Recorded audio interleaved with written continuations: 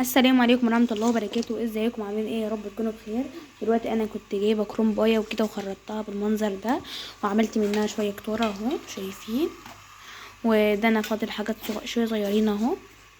طبعا انا هعملها وهوريها لكم دلوقتي وانا بعملها بطريقه سهله جدا وبسيطه وان شاء الله هتعجبكم. لو عجبتكم متنسوش تعملوا لايك واشتراك. انا جبت ميه خليتها تغلي وبعد كده رحت حطيت فيها ملح كده شويه ملح وبعد كده سقطت فيها الكروم ولازم يدبل بس بروح اخرجه يعني مش يعني بحطه بعد ما بحطه في كام بعد 5 ثواني كده راح يتشال عشان ما يتهريش منك. تمام.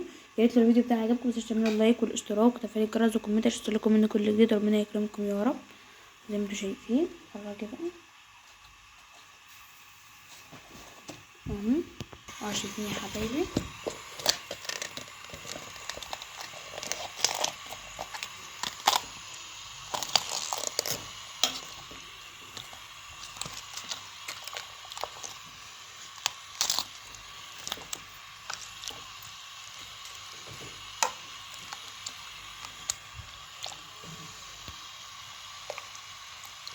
اهو شايفين يا حبايبي. يا ريت لو الفيديو بتاعي عجبكم متنسوش تعملوا اللايك والاشتراك وتفعيل الجرس وكومنت عشان يوصلكم مني كل جديد.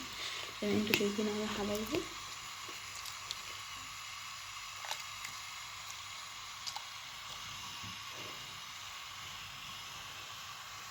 اول ما بيبدا بس بروح مخرجه.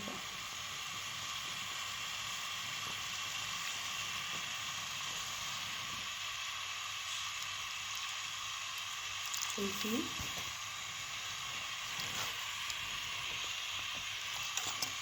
ده هنخرجه.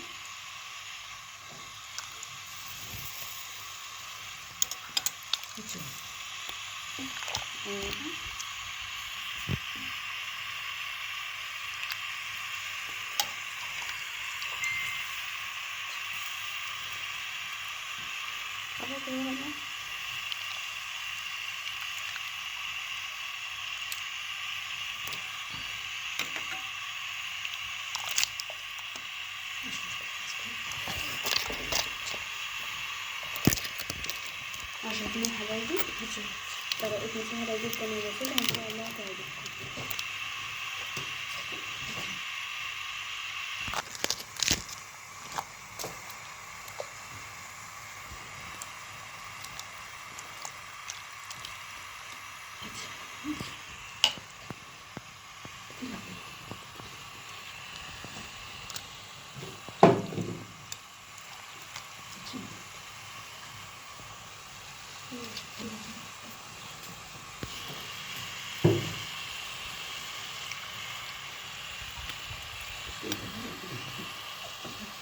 يا ريت لو الفيديو بتاعي عجبكم متنسوش تعملوا لايك واشتراك وتفعيل الجرس وكومنت.